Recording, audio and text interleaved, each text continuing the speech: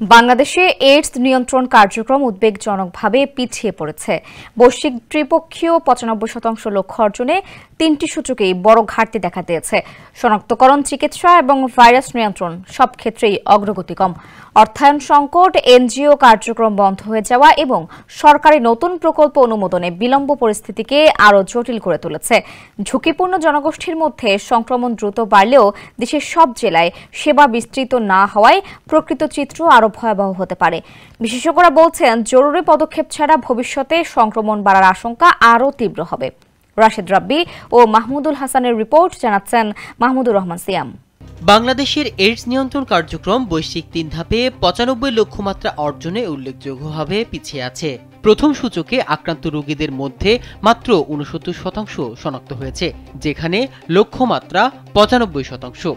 দ্বিতীয় সূচকে শনাক্ত রোগীদের ৭১% চিকিৎসার আওতায় এসেছে, যা লক্ষ্যমাত্রা থেকে অনেক কম। তৃতীয় সূচকে চিকিৎসাধীন রোগীদের ৮৯% ভাইরাস নিয়ন্ত্রণে থাকলেও এটি বৈশ্বিক মানদণ্ডে পৌঁছায়নি। ফলে সার্বিকভাবে এইডস নিয়ন্ত্রণে বাংলাদেশের অগ্রগতি উদ্বেগজনক অবস্থায় রয়েছে।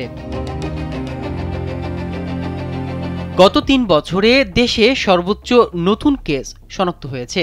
বিশেষ করে সমকামী, পুরুষ যৌনকর্মী ও হিজড়া জনগোষ্ঠীর মধ্যে শনাক্তের হার দ্রুত বাড়ছে, যাদের বয়স মূলত ২১ থেকে ২৯ বছরের মধ্যে। ঝুঁকিপূর্ণ জনগোষ্ঠীর সংখ্যা বৃদ্ধি পেলেও সব জেলায় কর্মসূচির আওতায় না থাকায় প্রকৃত পরিসংখ্যান আরও বেশি হতে পারে। রোহিঙ্গা শিবির সহ দেশের কারাগারগুলোতেও এইচআইভি শনাক্ত কর্মসূচি চালানো হচ্ছে। রোহিঙ্গাদের মধ্যে ১,০০০-এর বেশি রোগী শনাক্ত হয়েছে, আর কারাগারে শনাক্ত হয়েছে ১৩ জন। তবে গ্লোবাল ফান্ডের অর্থায়ন ডিসেম্বরের পর কমে গেলে সার্বিক কর্মসূচি আরও সংকটে পড়বে বলে ধারণা করা হচ্ছে।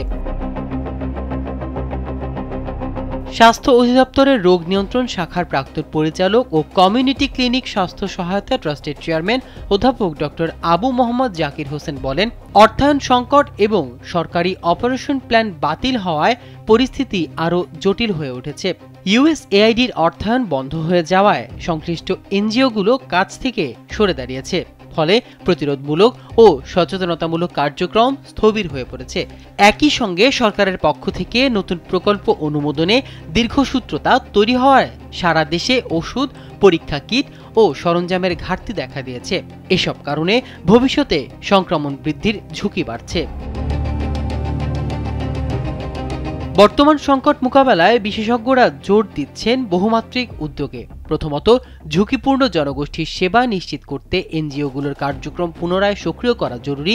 দ্বিতীয়ত, সব জেলায় এইডস পরীক্ষা, পরামর্শ সেবা চালু করা প্রয়োজন, যাতে লুকায়িত সংক্রমণ দ্রুত শনাক্ত হয়। তৃতীয়ত, সরকারকে স্বল্পমেয়াদী ও দীর্ঘমেয়াদী প্রকল্প অনুমোদন দিয়ে ওষুধ সরবরাহ নিশ্চিত করতে হবে। মাহমুদুর রহমান সিয়াম, কালবেলা।